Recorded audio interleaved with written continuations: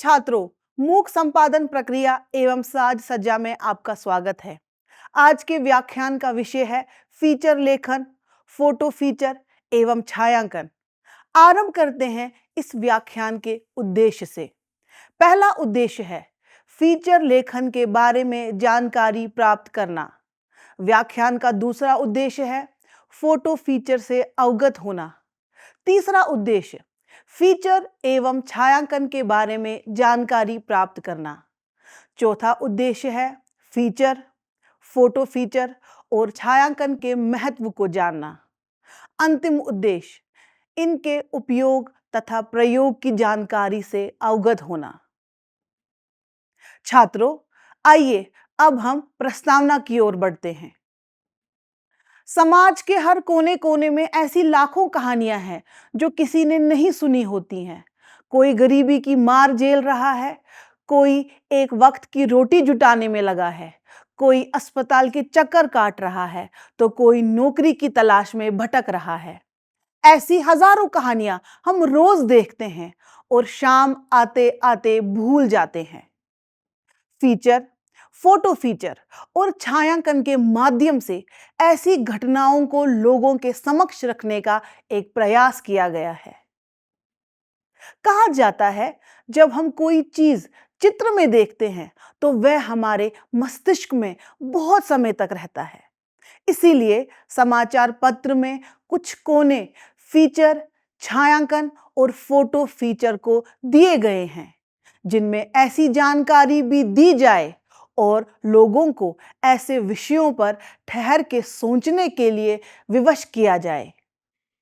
छात्रों, आइए अब हम फीचर लेखन के बारे में जानकारी प्राप्त करते हैं। सबसे पहले फीचर की परिभाषा पर प्रकाश डालते हैं। फीचर की परिभाषा पाश्चात्य विद्वान जे सिडलर के अनुसार यह है, कोट, कोई भी घटना जिसमें मनुष्यों की अभिरुचि हो। समाचार है, लेकिन समाचार से हटकर या समाचार रहित होकर वह जब कथ्यात्मक रूप में अपने पाठकों का मनोरंजन करती है तो वह फीचर है। अनकोट। एलेक्स मैकनी मानते हैं कि कोट, सामान्य समाचार के आधारभूत क्षेत्र कौन, क्या, कब, कहां, क्यों और कैसे से बाहर अथवा परे हटकर संघात करने वाला लेखन फीचर है। अनकोट। फीचर किसी व्यक्ति, स्थान, घटना या किसी सामाजिक मुद्दे को गहराई, विस्तारपूर्ण और रोचक ढंग से प्रस्तुत किया जाता है। यह सिर्फ तथ्यों तक ही सीमित नहीं रहता, अपितु संवेदना, अनुभव और मानवीय दृष्टिकोण को भी प्रस्तुत करता है। फीचर कैसे लिखा जाए और कैसा हो, और साथ ही फीचर लेखक कौन हो सकता है। एक फीचर लेखक से यही अपेक्षा की जाती है कि वह फीचर लिखने से पहले उस घटना के धरातल तक पहुंचे। फीचर के लिए विषय की कोई कमी नहीं है। चींटी से लेकर आकाश और आकाश से पानी, किसी पर भी फीचर लिखा जा सकता है। बस फीचर लेखक में वह क्षमता हो कि वह उसको इसी ढंग से प्रस्तुत करे कि पाठक देखते ही उससे आकर्षित हो और ग्रहण करने के लिए उत्सुक हो जाए। फीचर लेखक के पास अंतर्भेदी आंखें हो तथा उसमें जिंदगी के विशाल सागर में गोता लगाने की क्षमता हो। अगर फीचर लेखक सूक्ष्म दृष्टि रखता हो कि किसी भी घटना अथवा व्यक्ति को चारों ओर से देखने, सुनने और उसकी जड़ तक जाने की क्षमता हो, तो एक अच्छा फीचर तैयार किया जा सकता है। फीचर आलेख कई प्रकार के हो सकते हैं। फीचर के लिए विषय की कोई पाबंदी नहीं है। फीचर किसी भी शैली में लिखा जा सकता है, पर व्यक्ति और विषय के अनुरूप होना चाहिए। एक नेता और एक फिल्म का वर्णन एक ही शैली में नहीं किया जा सकता। अतः फीचर के प्रकार के अनुसार फीचर की शैली भी अलग होती है। जिस प्रकार का फीचर हो, उसकी शैली भी वैसी ही होगी। अर्थात सामाजिक है तो उसकी शैली के अनुरूप होगी, और व्यंग्य फीचर है तो शैली व्यंग्यात्मक होगी।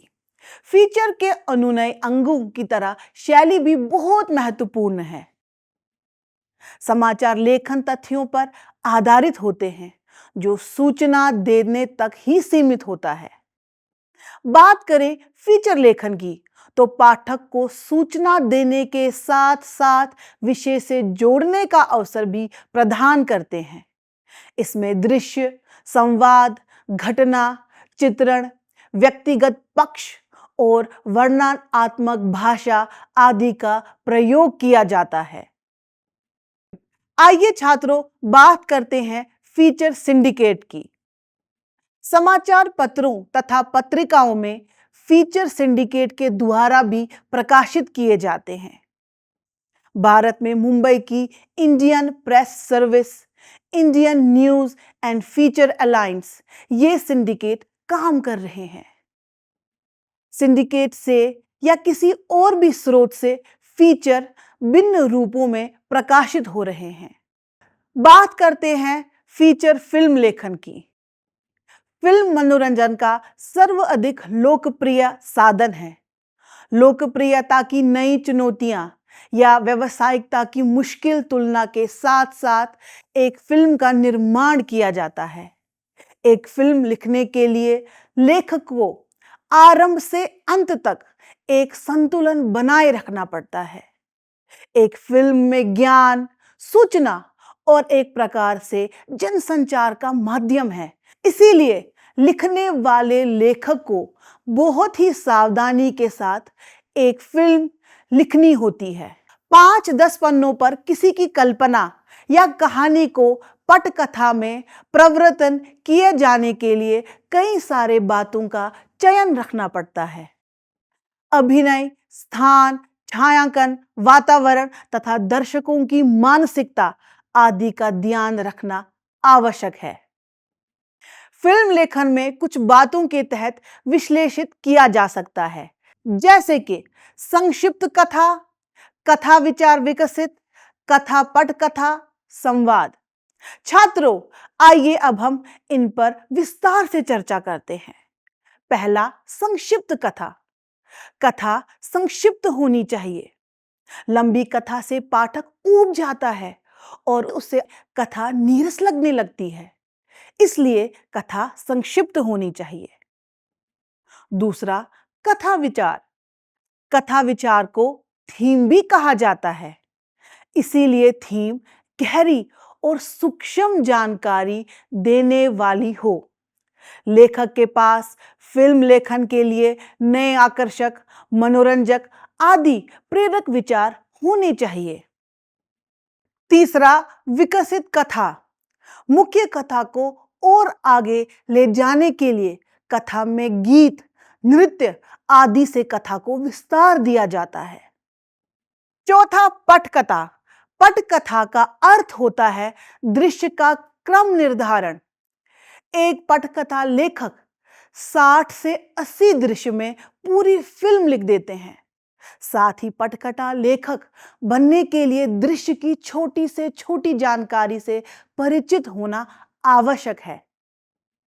पटकथा तो किसी भी प्रकार की लिखी जा सकती है, पर एक अच्छी वह होती है जो मुख्य कथा के अनुकूल हो। पांचवा, संवाद। संवाद की मुख्य भूमिका रहती है।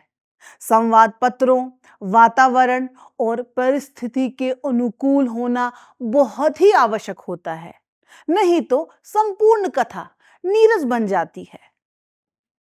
संवाद ही पाठकों को बांधे रखता है और अच्छे संवाद पाठक को हमेशा याद रहते हैं और उसके मन में घर कर जाते हैं।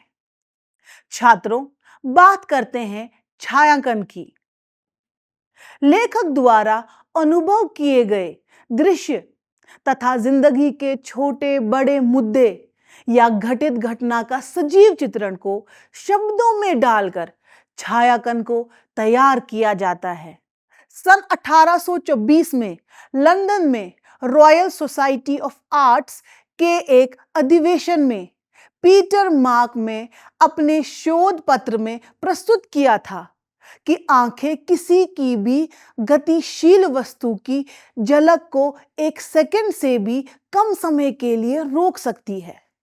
अगर दो दृश्य एक साथ पहले और बाद के क्रम में सामने आए तो वस्तुएं जुड़ी हुई नजर आएंगी। सन 1826 में यह परीक्षण पास हुआ और सिनेमेटोग्राफी कला की खोज हुई। छायांकन का शाब्दिक अर्थ होता है छाया बनाना, अर्थात किसी वस्तु या व्यक्ति, घटना आदि का बाहरी और आंतरिक रूप को प्रस्तुत करना।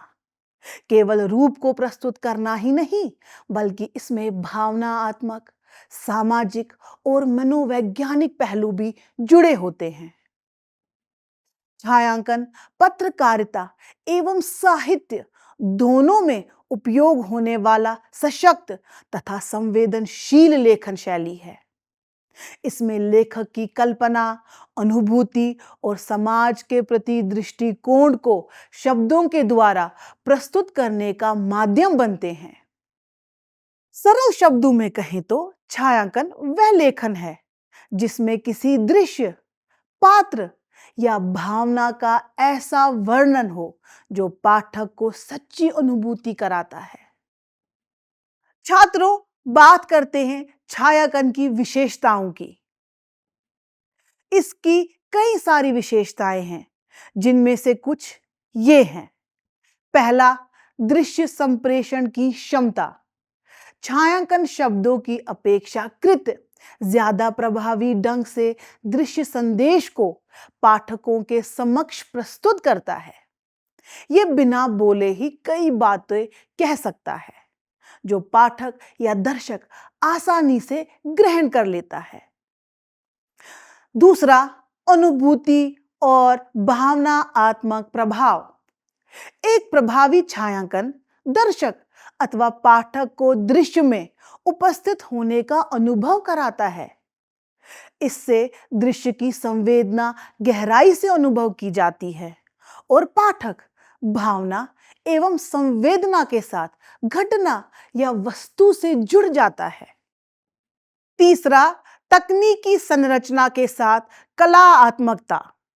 छायांकन में तकनीक की मुख्य भूमिका रहती है, जैसे कि फ्रेमिंग, एक्सपोजर, मूवमेंट आदि आवश्यक होते हैं, किंतु ये सभी तब प्रभावी होते हैं जब छायांकन में कलात्मकता जुड़ी हो, अपने दर्शकों को जोड़े रखने के लिए।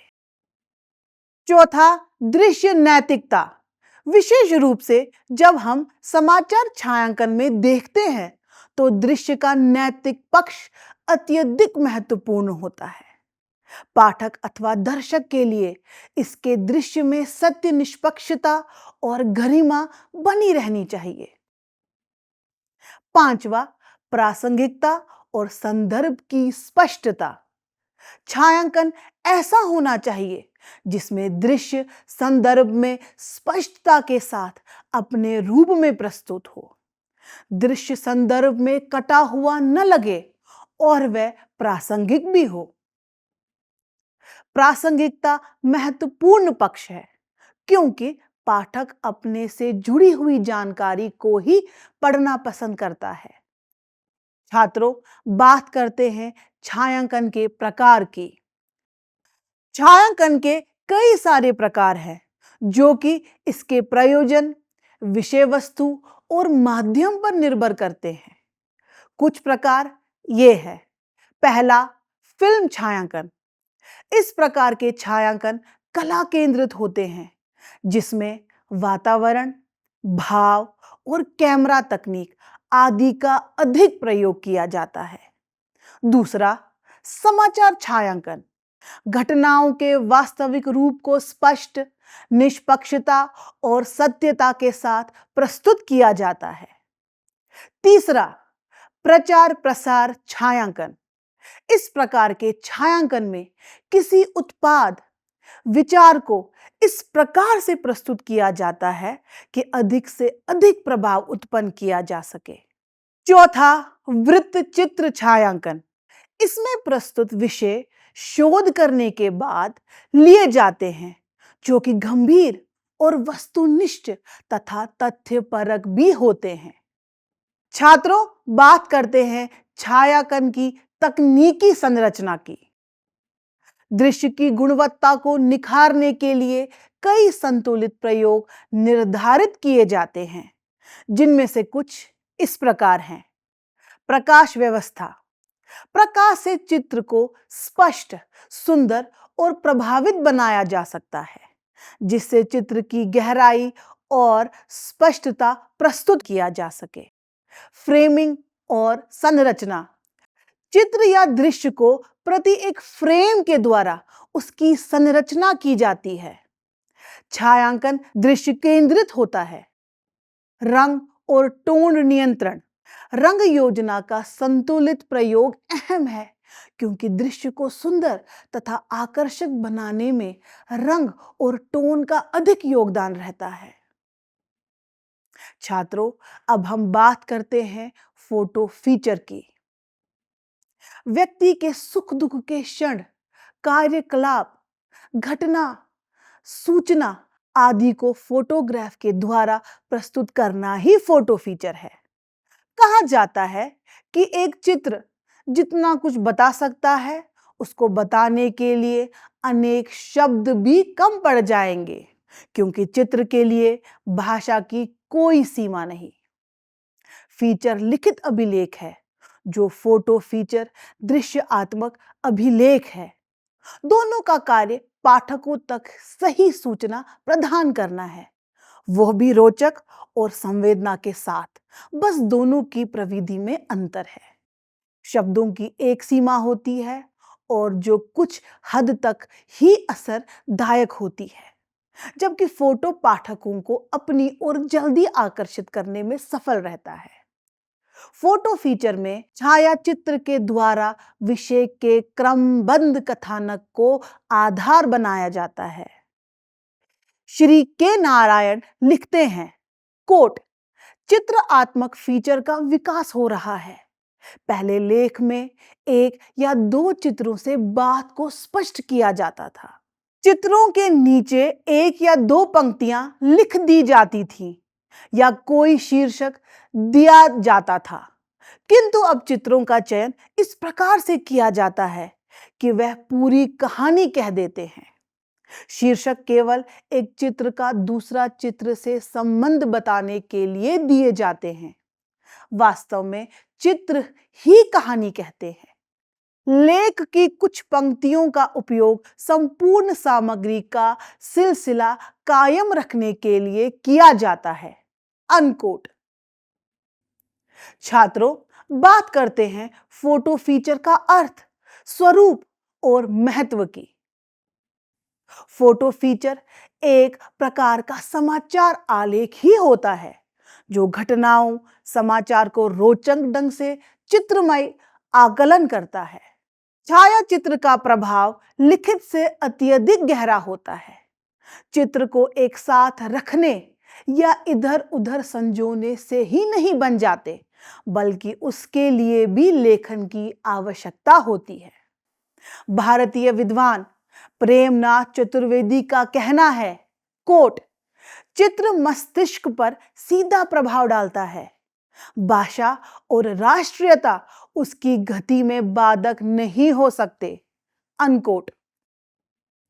फोटो न केवल पत्र पत्रिकाओं में छपने वाला समाचार तथा फीचर को विश्वसनीय और प्रामाणिक बनाते हैं, अपितु पत्र पत्रिकाओं को आकर्षित और रोचक बनाने में अपनी महत्वपूर्ण योगदान देते हैं। आज के दौर में फिल्मों, दूरदर्शन आदि पर प्रचार प्रसार से पाठकों की रुचि चाक्षुष चेतना की ओर अधिक बढ़ती जा रही है। अतः प्रिंट मीडिया में फोटो दिन ब दिन महत्वपूर्ण बनता जा रहा है।